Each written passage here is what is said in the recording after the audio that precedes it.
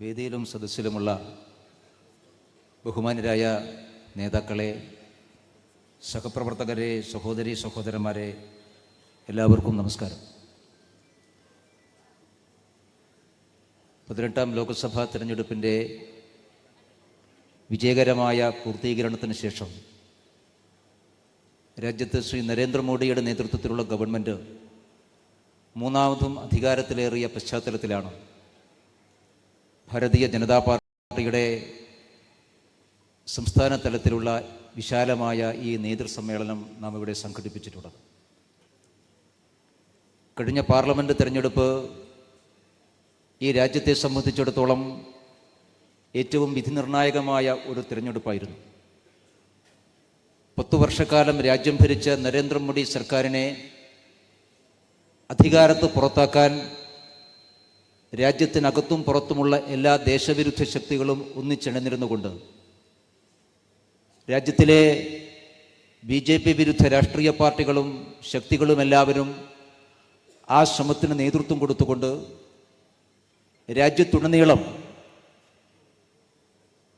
ഒരു വലിയ ചേരിനിര രൂപപ്പെട്ട് ഈ സർക്കാരിനെയും ദേശീയ ജനാധിപത്യ സഖ്യത്തെയും പരാജയപ്പെടുത്താനുള്ള വലിയ പരിശ്രമം തിരഞ്ഞെടുപ്പിൻ്റെ എല്ലാ ഘട്ടങ്ങളിലും നാം കണ്ടിട്ടുള്ളതാണ്.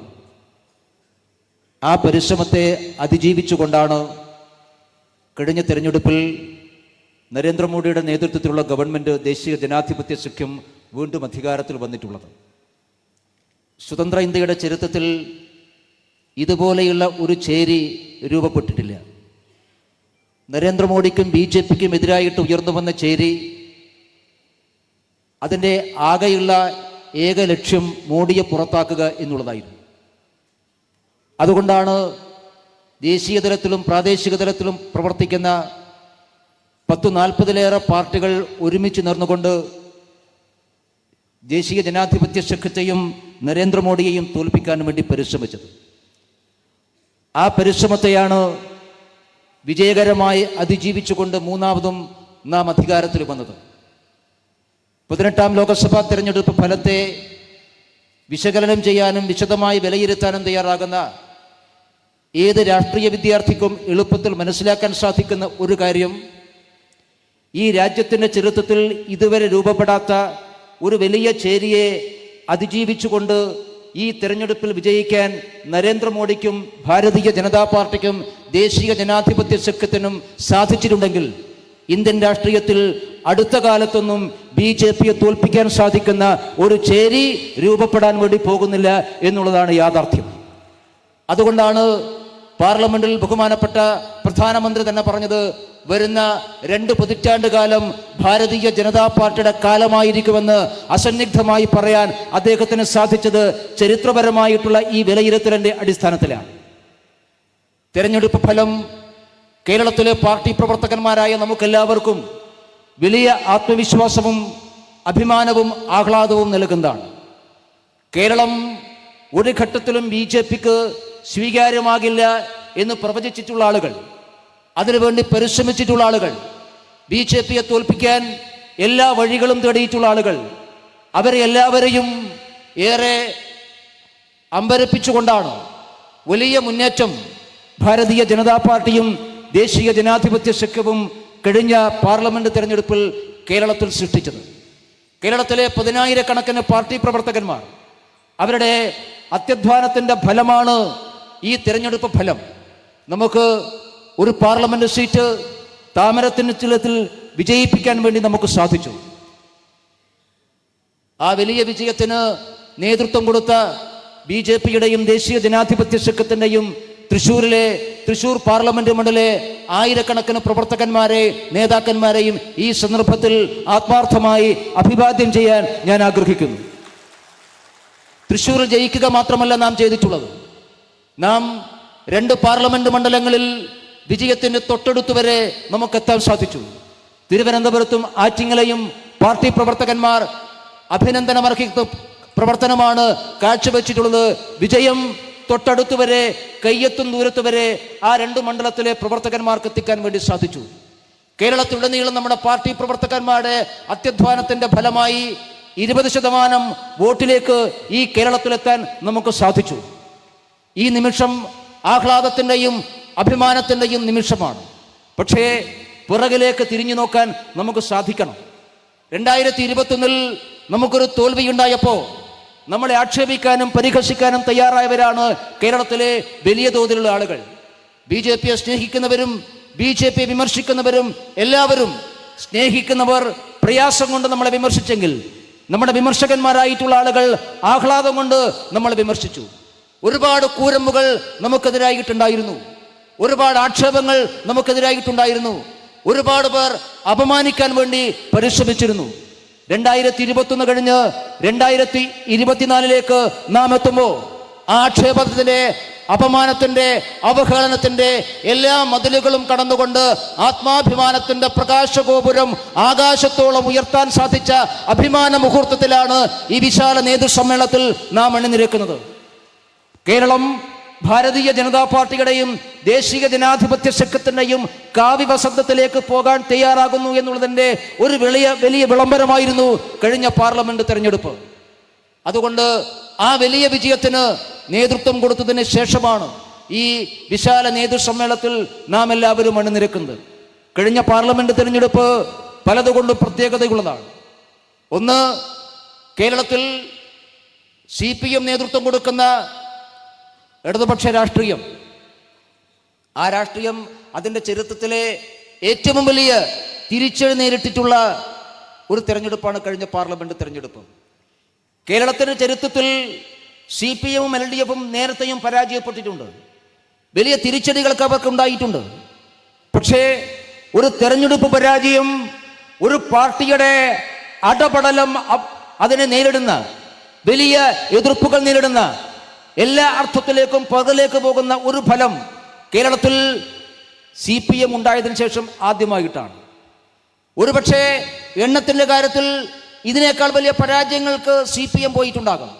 പക്ഷെ ഈ പ്രാവശ്യത്തെ പരാജയം കേവലം എണ്ണത്തിൻ്റെ കാര്യത്തിൽ മാത്രമല്ല, കേവലം വോട്ടുകളുടെ കാര്യത്തിൽ മാത്രമല്ല, ജീവിതകാലം മുഴുവൻ കമ്മ്യൂണിസ്റ്റ് പാർട്ടിക്ക് വേണ്ടി ജീവിക്കാനും പ്രവർത്തിക്കാനും തയ്യാറാക്കിയിട്ടുള്ള 10,000-കണക്കിന് കമ്മ്യൂണിസ്റ്റ് സഹയാത്രികന്മാർ എന്നേക്കുമായി CPM രാഷ്ട്രീയത്തോട് വിട പറഞ്ഞുകൊണ്ട് ഒരു പുതിയ രാഷ്ട്രീയത്തെ സ്വീകരിക്കാൻ അവർ തയ്യാറാണ് എന്ന് വിളംബരം ചെയ്തിട്ടുള്ള തെരഞ്ഞെടുപ്പാണ് ഈ പ്രാവശ്യം കടന്നുപോയത്.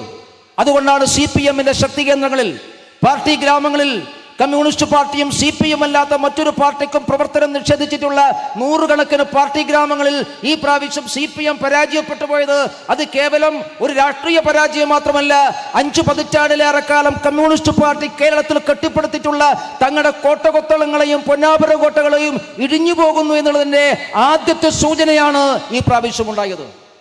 കമ്മ്യൂണിസ്റ്റ് കോട്ടകളുടെ കല്ലുകൾ ഇളകി തുടങ്ങിയിരിക്കുന്നു. ആ കല്ലുകൾ വീണ്ടും കൂട്ടിയോജിപ്പിക്കാൻ വേണ്ടിയിട്ടുള്ള ശ്രമം CPM-കാർ നടത്തുന്നുണ്ട്. പക്ഷേ ഇടിഞ്ഞു പൊളിഞ്ഞ കല്ലുകൾ വീണ്ടും ഒരിക്കൽ കൂടി കൂട്ടിച്ചേർക്കാൻ സാധിക്കാത്ത വണ്ണം ജാഗ്രതയോടുകൂടി പൊളിഞ്ഞു പോയിട്ടുള്ള കോട്ടലുകൾക്ക് കാവൽ നിൽക്കാൻ ഭാരതീയ ജനതാ പാർട്ടി പ്രവർത്തകന്മാർ, നമ്മുടെ അനുഭാവികൾ തയ്യാറാവുകയാണ്. അതുകൊണ്ടാണ് ഇപ്പോഴും കമ്മ്യൂണിസ്റ്റ് ഗ്രാമങ്ങളിൽ നിന്ന് CPM-നോട് ആളുകൾ പട പറയുന്നത്. ഒരു കാലഘട്ടത്തിൽ CPM വിരുദ്ധ വോട്ടുകളെല്ലാം കോൺഗ്രസിനാണ് പോവുക എന്നുണ്ടായിരുന്നു. ഈ പ്രാവശ്യം കേരളത്തിലെ പുതിയ വോട്ടർമാർ, പുതിയ രാഷ്ട്രീയം ചിന്തിക്കുന്നവർ, അവർക്ക് മുമ്പിലുള്ള വഴി ദേശീയ ജനാധിപത്യ സഖ്യവും ഭാരതീയ ജനതാ പാർട്ടിയുമാണ് എന്ന് വ്യക്തമായിരിക്കുന്നു. അതുകൊണ്ട് ഈ വിശാല നേതൃസമ്മേളനം ഒരു പുതിയ തുടക്കമാണ്. കേരളം എങ്ങോട്ട് പോകണം എന്ന് ചിന്തിക്കുന്നവരുടെ മുമ്പിലേക്ക്, ഭാവി കേരളം എന്താവണം എന്ന് ചിന്തിക്കുന്നവരുടെ മുമ്പിലേക്ക് ഭാരതീയ ജനതാ പാർട്ടിയും നരേന്ദ്രമോദി സർക്കാരും മുമ്പോട്ട് വെക്കുന്ന ഒരു പുതിയ വികസിത കേരളം യാഥാർത്ഥ്യമാക്കാൻ, കേരളത്തിന്റെ രൂപവും ഭാവവും മാറ്റാൻ, മുരടിച്ചു പോയിട്ടുള്ള രാഷ്ട്രീയ പ്രത്യയശാസ്ത്രങ്ങളുടെ മേലങ്കിയണയുന്ന പഴയ നരച്ചുപോയ കേരളത്തിന്റെ സ്ഥാനത്ത് പുതിയ പ്രതീക്ഷയുടെയും പുതിയ പ്രഭാതത്തിന്റെയും ഒരു നവകേരള സൃഷ്ടിക്ക് വേണ്ടിയിട്ടുള്ള വലിയ പരിശ്രമത്തിന്റെ നാന്ദി കുറിക്കുന്ന സമ്മേളനമാണ് ഈ തിരുവനന്തപുരത്ത് നാം സംഘടിപ്പിച്ചുള്ളത്. അതുകൊണ്ട് ഈ സമ്മേളനത്തെത്തിയിട്ടുള്ള എല്ലാ സഹപ്രവർത്തകന്മാരെയും ആത്മാർത്ഥമായി ഈ വിശാല നേതൃസമ്മേളനത്തിലേക്ക് സ്വാഗതം ചെയ്യുക. 4.5 വർഷക്കാലമായി കേരളത്തിൽ ഭാരതീയ ജനതാ പാർട്ടിയുടെ പ്രവർത്തനത്തിന് നേതൃത്വം കൊടുക്കുന്ന വ്യക്തിയാണ് ശ്രീ കെ സുരേന്ദ്രൻ. കഴിഞ്ഞ അസംബ്ലി തെരഞ്ഞെടുപ്പിൽ ഭാരതീയ ജനതാ പാർട്ടിക്ക് തിരിച്ചടിയുണ്ടായപ്പോൾ ആ തിരിച്ചടി സ്വയം ഏറ്റെടുത്തുകൊണ്ട് ഒരു വലിയ വിജയത്തിലേക്ക് ഈ പാർട്ടിയെ കേരളത്തിലേക്ക് നയിക്കാൻ തയ്യാറായിട്ടുള്ള പാർട്ടിയുടെ ബഹുമാനായ സംസ്ഥാന അധ്യക്ഷൻ ശ്രീ കെ സുരേന്ദ്രനെ ഈ യോഗത്തിലേക്ക് ബഹുമാനപൂർവ്വം സ്വാഗതം ചെയ്യുന്നു. ഈ സമ്മേളനം ഉദ്ഘാടനം ചെയ്യുന്നത് ബഹുമാനപ്പെട്ട കേന്ദ്രമന്ത്രി ശ്രീ ജോർജ് കുര്യനാണ്. ജോർജ് കുര്യനെ കേന്ദ്രമന്ത്രി എന്ന് വിളിക്കണമോ ജനറൽ സെക്രട്ടറി എന്ന് വിളിക്കണമോ എന്ന് എനിക്കറിയില്ല. അദ്ദേഹം ഇപ്പോഴും ജനറൽ സെക്രട്ടറിയാണ്, മാറിയിട്ടില്ല എന്നാണ് എൻ്റെ വകുപ്പ്. അതുകൊണ്ട് ഈ സമ്മേളനം ഉദ്ഘാടനം ചെയ്യാനുള്ള വലിയൊരു സൗഭാഗ്യം അദ്ദേഹത്തിന് കിട്ടിയിരിക്കുന്നു. പ്രസിഡന്റ് അധ്യക്ഷത വഹിച്ച് ജനറൽ സെക്രട്ടറി ഒരു സമ്മേളനം ഉദ്ഘാടനം ചെയ്യുന്നത് നമ്മുടെ ചരിത്രത്തിൽ ഒരുപക്ഷെ ആദ്യമായിട്ടായിരിക്കും. അങ്ങനെ വലിയ സൗഭാഗ്യം, ഒരുപാട് സൗഭാഗ്യങ്ങൾ രാഷ്ട്രീയ ജീവിതത്തിൽ കടന്നു വരുമ്പോഴും എല്ലാ സൗഭാഗ്യങ്ങളെയും ഒരേപോലെ ചിരിയോടുകൂടി നേരിട്ടിട്ടുള്ള വ്യക്തിയാണ് ശ്രീ ജോർജ് കുര്യൻ. അദ്ദേഹം മന്ത്രിസ്ഥാനവും അതേപോലെ തന്നെയാണ് സ്വീകരിച്ചിട്ടുള്ളത്. ഈ സമ്മേളനം ഉദ്ഘാടനം ചെയ്യുന്ന ബഹുമാനപ്പെട്ട കേന്ദ്രമന്ത്രി, എൻ്റെ പ്രിയപ്പെട്ട സഹപ്രവർത്തകൻ ശ്രീ ജോർജ് കുര്യനെ ഈ സമ്മേളനത്തിലേക്ക് ഹൃദയപൂർവ്വം സ്വാഗതം ചെയ്യുന്നു. ഈ സമ്മേളനത്തിൽ പാർട്ടിയുടെ ബഹുമാന്യരായ മുതിർന്ന നേതാക്കന്മാർ ആദ്യവസാനം പങ്കെടുക്കുന്നുണ്ട്. സമ്മേളനത്തിൻ്റെ സമാപന സമ്മേളനത്തിൽ പാർട്ടിയുടെ ബഹുമാനപ്പെട്ട അഖിലേന്ത്യാ അധ്യക്ഷൻ ശ്രീ നഡ്ഡാജി നമ്മൾ അഭിസംബോധന ചെയ്യും. അദ്ദേഹം ഉച്ചയോടുകൂടി തിരുവനന്തപുരത്തെത്തും. സമാപന സമ്മേളനത്തിലേക്ക് ഈ എത്തുന്ന ബഹുമാനപ്പെട്ട അഖിലേന്ത്യാ അധ്യക്ഷനെ എല്ലാ ആദരവോടും കൂടി ഈ സമ്മേളനത്തിലേക്ക് സ്വാഗതം ചെയ്യുകയാണ്. വൈകുന്നേരം 6 മണി വരെയാണ് നമ്മുടെ ഈ സമ്മേളനം. ആ 6 മണി വരെയുള്ള സമ്മേളനത്തിൽ നമ്മുടെ മുഴുവൻ നേതാക്കന്മാരും ആദ്യവസാനം ഈ സമ്മേളനത്തിൽ സംബന്ധിക്കുന്നുണ്ട്. ബഹുമാനപ്പെട്ട മുൻ കേന്ദ്രമന്ത്രി, പാർട്ടിയുടെ മുൻ സംസ്ഥാന അധ്യക്ഷൻ ശ്രീ വി മുരളീധരൻ ഈ സമ്മേളനത്തിൽ സംബന്ധിക്കുന്നുണ്ട്. ശ്രീ മുരളിയേട്ടനെ ബഹുമാനപൂർവ്വം സ്വാഗതം ചെയ്യുന്നു. പാർട്ടിയുടെ ദേശീയ ഉപാധ്യക്ഷൻ ബഹുമാനപ്പെട്ട ശ്രീ അബ്ദുള്ളക്കുട്ടി ഈ സമ്മേളനത്തിൽ സംബന്ധിക്കുന്നുണ്ട്. അദ്ദേഹത്തെ ആദരവോടുകൂടി സ്വാഗതം ചെയ്യുന്നു.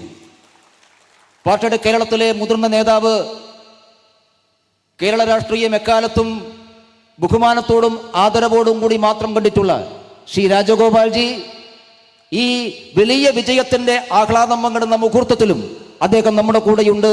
ശ്രീ രാജേട്ടനെ ഏറെ ബഹുമാനത്തോടുകൂടി ഈ സമ്മേളനത്തിലേക്ക് സ്വാഗതം ചെയ്യുന്നു. പാർട്ടിയുടെ ദേശീയ സെക്രട്ടറി ശ്രീ അനിൽ കെ ആന്റണി ഈ സമ്മേളനത്തിൽ സംബന്ധിക്കുന്നുണ്ട്. അദ്ദേഹത്തെ ബഹുമാനപൂർവ്വം സ്വാഗതം ചെയ്യുന്നു. പാർട്ടിയുടെ മുൻ സംസ്ഥാന അധ്യക്ഷൻ, ദേശീയ നിർവാഹക സമിതി അംഗം ശ്രീ പി കെ കൃഷ്ണദാസ് ഈ സമ്മേളനത്തിൽ സംബന്ധിക്കുന്നുണ്ട്. അദ്ദേഹത്തെ ബഹുമാനപൂർവ്വം സ്വാഗതം ചെയ്യുന്നു. പാർട്ടിയുടെ മുൻ സംസ്ഥാന അധ്യക്ഷനും ദേശീയ നിർവാഹക സമിതി അംഗവുമായ ശ്രീ കുമ്മനം രാജശേഖരൻ രാജേട്ടൻ ഈ സമ്മേളനത്തിൽ സംബന്ധിക്കുന്നുണ്ട്. ശ്രീ കുമ്മനത്തിനെ ബഹുമാനപൂർവ്വം സ്വാഗതം ചെയ്യുന്നു. പാർട്ടിയുടെ സംസ്ഥാന ഉപാധ്യക്ഷന്മാരായിട്ടുള്ള Shri A N Radhakrishnan, Shrimati Shobha Surendran, Shri V V Rajan, Shri Sadanandan master, professor V T Rama, Shri C Sivankutty, advocate B Gopalakrishnan, Shri P Raghunath, Shri Devan Srinivasan, Shri major Ravi എന്നിവർ ഈ സമ്മേളനത്തിൽ സംബന്ധിക്കുന്നുണ്ട്. അവരെല്ലാവരെയും ബഹുമാനപൂർവ്വം സ്വാഗതം ചെയ്യുന്നു. പാർട്ടിയുടെ മുൻ സംസ്ഥാന അധ്യക്ഷൻ, നമ്മളെല്ലാവരും ഏറെ ബഹുമാനിക്കുന്ന ശ്രീ രാമമ്പിള്ള സാർ ഈ സമ്മേളനത്തിൽ സംബന്ധിക്കുന്നുണ്ട്. ശ്രീ രാമമ്പിള്ള സാറെ ഏറെ ബഹുമാനപൂർവ്വം സ്വാഗതം ചെയ്യുന്നു. പാർട്ടിയുടെ സംസ്ഥാന ജനറൽ സെക്രട്ടറിമാരായ Shri C Krishnakumar, advocate P Sudheer എന്നിവരെയും ഈ യോഗത്തിലേക്ക് ബഹുമാനപൂർവ്വം സ്വാഗതം ചെയ്യുന്നു. കഴിഞ്ഞ പാർലമെന്റ് തെരഞ്ഞെടുപ്പിന്റെ തൊട്ടുമുമ്പ് ഭാരതീയ ജനതാ പാർട്ടിയുടെ പ്രവർത്തനത്തിന്റെ ഭാഗമായി കടന്നുവന്ന് ഇന്ന് നമ്മുടെ കൂടെ ഈ പാർലമെന്റ് തെരഞ്ഞെടുപ്പിനും അതിനുശേഷവും കേരളത്തിൽ രാഷ്ട്രീയ പ്രവർത്തനത്തിന് നേതൃത്വം കൊടുക്കുന്ന ബഹുമാന്യായ ശ്രീ പി സി ജോർജ്, അദ്ദേഹം നമ്മുടെ കൂടെയുണ്ട്. അദ്ദേഹത്തെ ബഹുമാനപൂർവ്വം സ്വാഗതം ചെയ്യുന്നു. ബഹുമാനപ്പെട്ട ശ്രീമതി പത്മജ വേണുഗോപാൽ പാർലമെന്റ് തെരഞ്ഞെടുപ്പിന് തൊട്ടു മുമ്പാണ് ഈ പാർട്ടിയിൽ അവർ ജോയിൻ ചെയ്തത്. അതിനുശേഷം തെരഞ്ഞെടുപ്പിലുടനീളം കേരളത്തിൽ സജീവമായി ദേശീയ ജനാധിപത്യ ശക്തിക്ക് വേണ്ടി പ്രവർത്തിച്ച ശ്രീമതി പത്മജ വേണുഗോപാലിനെ ഈ യോഗത്തിലേക്ക്, ഈ സമ്മേളനത്തിലേക്ക് ബഹുമാനപൂർവ്വം സ്വാഗതം ചെയ്യുന്നു. തിരുവനന്തപുരം ജില്ലയിലെ പാർട്ടിയുടെ സംസ്ഥാന ഭാരവാഹികൾ എല്ലാവരും ഈ വേദിയിലുണ്ട്. സംസ്ഥാന സെക്രട്ടറിമാരായ JR പത്മകുമാർ, കരമന ജയൻ, അഡ്വക്കേറ്റ് സുരേഷ്, പാർട്ടിയുടെ സംസ്ഥാന വക്താവ് ശ്രീ പാലോട് സന്തോഷ്, ഇവരെല്ലാവരെയും ഈ സമ്മേളനത്തിലേക്ക് ബഹുമാനപൂർവ്വം സ്വാഗതം ചെയ്യുന്നു. മൈനോറിറ്റി മോർച്ചയുടെ ദേശീയ ഉപാധ്യക്ഷൻ ഡോക്ടർ അബ്ദുൽ സലാം, OBC മോർച്ചയുടെ ദേശീയ സെക്രട്ടറി ശ്രീ പുഞ്ചക്കരി സുരേന്ദ്രൻ, ഈ നേതാക്കന്മാരും വേദിയിലുണ്ട്. അവരെയും ഈ സമ്മേളനത്തിലേക്ക് ബഹുമാനപൂർവ്വം സ്വാഗതം ചെയ്യുന്നു. പാർട്ടിയുടെ തിരുവനന്തപുരം ജില്ലയുടെ ബഹുമാനായിട്ടുള്ള അധ്യക്ഷൻ ശ്രീ VV രാജേഷ് ഈ വേദിയിലുണ്ട്. ശ്രീ രാജേഷിനെ ബഹുമാനപൂർവ്വം ഈ സമ്മേളനത്തിലേക്ക് സ്വാഗതം ചെയ്യുന്നു. ഈ സമ്മേളനത്തിൽ എത്തിച്ചേർന്നിട്ടുള്ള ബഹുമാനപ്പെട്ട മാധ്യമ പ്രവർത്തകന്മാർ, തിരുവനന്തപുരം ജില്ലയിലെ പാർട്ടിയുടെ ചുമതലയുള്ള പ്രവർത്തകന്മാർ, അവരെല്ലാവരെയും ബഹുമാനത്തോടുകൂടി ഈ സമ്മേളനത്തിലേക്ക് സ്വാഗതം ചെയ്യുന്നു. ഒരിക്കൽ കൂടി മഞ്ചേശ്വരം മുതൽ പാറശാല വരെയുള്ള നിയോജക മണ്ഡലങ്ങളിലെ പ്രവർത്തകന്മാർ, പാർട്ടിയുടെ പഞ്ചായത്ത് ഏരിയ പ്രസിഡന്റുമാർ, ജില്ലാ ഭാരവാഹികൾ, സംസ്ഥാന സമിതി അംഗങ്ങൾ, അങ്ങനെ കേരളത്തിലെ പാർട്ടി പ്രവർത്തകന്മാരെ പ്രതിനിധീകരിച്ചുകൊണ്ട് ഈ വിശാല നേതൃസമ്മേളനത്തിലേക്ക് എത്തിയ എല്ലാ സഹപ്രവർത്തകന്മാരെയും ഏറെ സ്നേഹത്തോടുകൂടി ഒരിക്കൽ കൂടി സ്വാഗതം ചെയ്തുകൊണ്ട് ഞാൻ എൻ്റെ വാക്കുകൾ ഉപസംഹരിക്കുന്നു. നമസ്കാരം. ഭാരത് മാതാ കി. നന്ദി. ശ്രീ MT രമേശ് ആവേശകരമായ ആമുഖ പ്രഭാഷണവും സ്വാഗത പ്രസംഗവും നടത്തിയതിന്. അടുത്തതായി അധ്യക്ഷ ഭാഷണമാണ്. കഴിഞ്ഞ 4.5 വർഷക്കാലമായി ഏത് പ്രതിസന്ധിയിലും ഈ പാർട്ടിയെ കരുത്തോടെ നയിച്ച് കേരളത്തിൽ ഭാരതീയ ജനതാ പാർട്ടിയുടെ പ്രവർത്തകന്മാർക്ക് കാലുകുത്തിക്കില്ല, താമര വിരിയിക്കില്ല എന്ന ഇടത് വലത് മുന്നണികളുടെ ഏറെക്കാലത്തെ പ്രതിജ്ഞയെ അട്ടിമറിച്ചുകൊണ്ട്, അതിനെ തകർത്തുകൊണ്ട് കേരളത്തിൽ താമര വിരിയുന്നതിനും അടക്കമുള്ള പ്രവർത്തനങ്ങൾക്ക് നേതൃത്വം നൽകി പാർട്ടിയെ മുൻപോട്ടേക്ക് നയിക്കുന്ന ആരാധ്യനായ അധ്യക്ഷൻ ശ്രീ K. സുരേന്ദ്രനെ അധ്യക്ഷ ഭാഷണത്തിനായി ആദരവോടെ ക്ഷണിക്കുന്നു.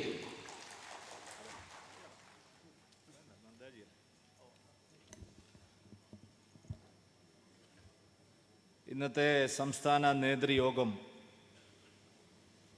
വിശാല നേതൃയോഗം ഔപചാരികമായി ഉദ്ഘാടനം ചെയ്യുന്ന നമ്മുടെ എല്ലാവരുടെയും പ്രിയങ്കരനായ കേന്ദ്രമന്ത്രി ശ്രീ ജോർജ് കുര്യൻജി, ഇവിടെ സന്നിഹിതരായിട്ടുള്ള ഭാരതീയ ജനതാ പാർട്ടി തറവാട്ടിലെ ഏറ്റവും മുതിർന്ന കാരണവരായിട്ടുള്ള ശ്രീ O. രാജഗോപാൽജി, ഏറ്റവും മുതിർന്ന നേതാവും മുൻ അധ്യക്ഷനുമായിട്ടുള്ള K. രാമൻപിള്ള സാർ, ഭാരതീയ ജനതാ പാർട്ടിയുടെ മുൻ സംസ്ഥാന അധ്യക്ഷനും മുൻ കേന്ദ്രമന്ത്രിയുമായിട്ടുള്ള ശ്രീ V. മുരളീധരൻ അവറുകൾ, ആദരണീയനായ ശ്രീ കുമ്മനം രാജശേഖരൻ അവറുകൾ, ശ്രീ P. K. കൃഷ്ണദാസ് അവറുകൾ, പാർട്ടിയുടെ ദേശീയ ഉപാധ്യക്ഷൻ പ്രിയങ്കരനായ ശ്രീ A. P. അബ്ദുള്ളക്കുട്ടി അവറുകൾ, യുവ നേതാവും പാർട്ടിയുടെ അഖിലേന്ത്യാ സെക്രട്ടറിയുമായിട്ടുള്ള അനിൽ K. ആന്റണി അവറുകൾ,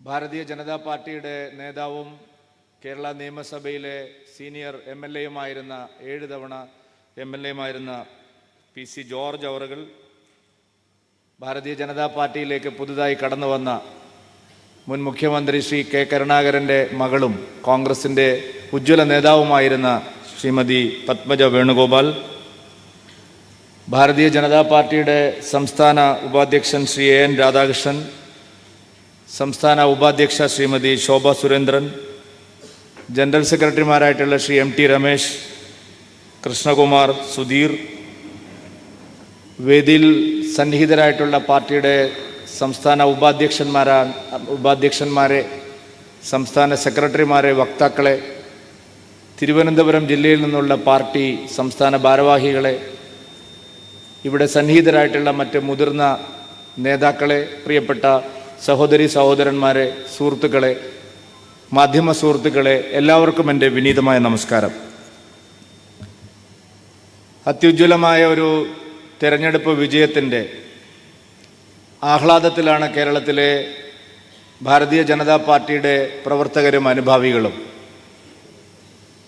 കേരളത്തെ സ്നേഹിക്കുന്ന എല്ലാവരും ദേശീയ ജനാധിപത്യ സഖ്യത്തിൻ്റെ ഈ വിജയത്തിൽ ആത്മാർത്ഥമായും സന്തോഷിക്കുന്നുണ്ട്. കഴിഞ്ഞ 7 പതിറ്റാണ്ട് കാലത്തെ കേരള രാഷ്ട്രീയത്തിൻ്റെ പ്രയാണത്തിൽ ഒരു വഴിത്തിരിവ് ഈ തെരഞ്ഞെടുപ്പോടുകൂടി ഉണ്ടായിരിക്കുകയാണ്. കേരളത്തിൽ എപ്പോഴും സംഭവിക്കുന്ന ഒരു പ്രതിഭാസം, ഒന്നുകിൽ ഇടതു മുന്നണി അല്ലെങ്കിൽ വലതു മുന്നണി, LDF അല്ലെങ്കിൽ UDF. LDFിനെതിരായി ജനങ്ങൾ തിരിയുമ്പോൾ അത് UDFന് പ്രയോജനകരമാവും. UDFിനെതിരായിട്ടുള്ള വികാരം സ്വാഭാവികമായി LDFന് ഗുണം ചെയ്യും. ഇതാണ് കേരളത്തിൽ 7 പതിറ്റാണ്ടായിട്ട് തുടർച്ചയായിട്ട് നടന്നുകൊണ്ടിരിക്കുന്നത്. എന്നാൽ 2024 തെരഞ്ഞെടുപ്പിൽ ഇതാദ്യമായി സൂചിപ്പിച്ചു. ഹാട്രിക് വിജയം നേടിയ നരേന്ദ്രമോദി സർക്കാരിൻ്റെ കഴിഞ്ഞ 2 വിജയങ്ങളെക്കാൾ പ്രാധാന്യം എന്താണ് ഈ തെരഞ്ഞെടുപ്പിന് എന്ന് അദ്ദേഹം സൂചിപ്പിച്ചു. 1964 ശേഷം രാജ്യത്തിൻ്റെ ചരിത്രത്തിലാദ്യമായി നെഹ്റുവിന് ശേഷം 3 തവണ ഒരു പ്രധാനമന്ത്രി സത്യപ്രതിജ്ഞ ചെയ്യുന്ന തെരഞ്ഞെടുപ്പ് എന്നുള്ള നിലയിൽ, സത്യപ്രതിജ്ഞ ചെയ്ത വ്യക്തി എന്നുള്ള നിലയിൽ അതിൻ്റെ പ്രാധാന്യം അദ്ദേഹം ഇവിടെ സൂചിപ്പിച്ചു. എനിക്ക് തോന്നുന്നത് അതിനേക്കാൾ പ്രാധാന്യം 2014 2019 നാം നേടിയ വിജയത്തേക്കാൾ തിളക്കം എന്തുകൊണ്ടാണ് ഈ തെരഞ്ഞെടുപ്പിന് എന്ന് ചോദിച്ചാൽ 2014 2019 ഈ രാജ്യത്തെ പ്രതിപക്ഷ പാർട്ടികൾ ഭിന്നിച്ചു നിന്നാണ് NDA സഖ്യത്തെ നേരിട്ടത്. പക്ഷേ 2024 തെരഞ്ഞെടുപ്പിൽ മുള്ളുമുരുടെ മൂർഖം പാമ്പ്, കല്ല് കരട് കാഞ്ഞിരക്കുറ്റി വരെ ഈ രാജ്യത്തെ എല്ലാ ഛിദ്രശക്തികളും ഒരുമിച്ച് നിന്ന് പോരടിച്ചിട്ടും അതിനെ തറപറ്റിച്ചുകൊണ്ടാണ് 2024 തെരഞ്ഞെടുപ്പിൽ നാം വിജയിച്ചത് എന്നുള്ളതാണ് ഈ തെരഞ്ഞെടുപ്പിൻ്റെ ഏറ്റവും വലിയ പ്രത്യേകത എന്ന് എനിക്ക് തോന്നുന്നു. എന്തുകൊണ്ടാണ് ഈ ഛിദ്രശക്തികളെല്ലാം ചേർന്ന് ഒരുമിച്ച് നിന്ന് ഈ തെരഞ്ഞെടുപ്പിൽ നമ്മളെ നേരിട്ടത്? അത് കേവലം നരേന്ദ്രമോദിജി എന്നുള്ള വ്യക്തിയോടുള്ള എതിർപ്പ് കൊണ്ട് മാത്രമാണോ? ഒരു സംശയം വേണ്ട, അതുകൊണ്ടൊന്നുമല്ല. കഴിഞ്ഞ 10 വർഷത്തെ സംശുദ്ധമായിട്ടുള്ള ഭരണം കൊണ്ട്, അഴിമതിരഹിതമായ ദീർഘവീക്ഷണത്തോടെ, ഇച്ഛാശക്തിയോടെ, കഠിന പ്രയത്നത്തിൽ കൂടി സമ്പന്നമാക്കിയ ഈ രാജ്യത്തിൻ്റെ ഖജനാവ് ലക്ഷ്യമിട്ടുകൊണ്ടാണ് നയപരമായി ഒരിക്കലും യോജിക്കാൻ സാധിക്കാത്ത ഈ ഛിദ്രശക്തികളെല്ലാം ചേർന്ന് ഒറ്റക്കെട്ടായി NDA സഖ്യത്തെ നേരിട്ടത്. 2014 നമുക്കറിയാം, ആകാശത്തിലും ഭൂമിയിലും പാതാളത്തിലും വരെ അഴിമതി നടത്തി ലക്ഷം കോടികളുടെ അഴിമതി നടക്കുന്ന രാജ്യം എന്നുള്ള നിലയിൽ ഈ ലോക രാജ്യങ്ങളിൽ ശിരസ് കുനിച്ചു നിൽക്കേണ്ട ഒരു ഗതികേട് ഭാരതത്തിനുണ്ടായിരുന്നു. ആ നിലയിലേക്ക് ഈ രാജ്യത്തെ തള്ളിയിടാൻ വേണ്ടി, ഈ രാജ്യത്തിൻ്റെ ഖജനാവ് കൊള്ളയടിക്കാൻ വേണ്ടി, കൊള്ളയടിച്ച് കട്ടുമുടിച്ച് മുച്ചൂട് മുടിക്കാൻ വേണ്ടി ഈ രാജ്യത്തെ ആഭ്യന്തര ശത്രുക്കൾ ഒരുമിച്ച് നിന്ന് നേരിട്ട ആ പോരാട്ടത്തെ ഈ രാജ്യത്തെ ജനങ്ങളും NDA സഖ്യവും തറ പറ്റിച്ച തെരഞ്ഞെടുപ്പ് എന്നുള്ള നിലയിലാണ് 18ാം ലോകസഭാ തെരഞ്ഞെടുപ്പ് ഇന്ത്യ ചരിത്രത്തിൽ ഇടം പിടിക്കുന്നത് എന്നാണ് എനിക്ക് തോന്നുന്നത്. ഒരുപാട് പ്രത്യേകതകൾ ഈ തെരഞ്ഞെടുപ്പിനെ കുറിച്ച് ഇവിടെ സൂചിപ്പിച്ചു. ഇവിടെ ആപ്പും കോൺഗ്രസും ഒരുമിച്ച് മത്സരിച്ച ഡൽഹിയിൽ 7 സീറ്റ് നമ്മൾ വിജയിച്ചു. മധ്യപ്രദേശിൽ കഴിഞ്ഞ തവണ 1 സീറ്റ് നമുക്ക് നഷ്ടപ്പെട്ടു. പക്ഷേ ഇത്തവണ 29 സീറ്റും നമ്മൾ വിജയിച്ചു. 26 25 സീറ്റും ഗുജറാത്തിൽ വിജയിച്ചു. തുടർച്ചയായി വീണ്ടും ഹിമാചൽ പ്രദേശിൽ മുഴുവൻ സീറ്റുകളും നമ്മൾ വിജയിച്ചു. ആന്ധ്രാപ്രദേശിൽ ചരിത്രത്തിൽ ആദ്യമായി 8 സീറ്റുകൾ നമ്മൾ വിജയിച്ചു. 18ാം ലോക്സഭാ തെരഞ്ഞെടുപ്പിനോടൊപ്പം തെരഞ്ഞെടുപ്പ് നടന്ന 4 സംസ്ഥാനങ്ങളിലും NDA സഖ്യം ഭരണം പിടിച്ചു. ഇങ്ങനെ ഒരുപാട് പ്രത്യേകതകൾ 18ാം ലോക്സഭാ തെരഞ്ഞെടുപ്പിനുണ്ട്.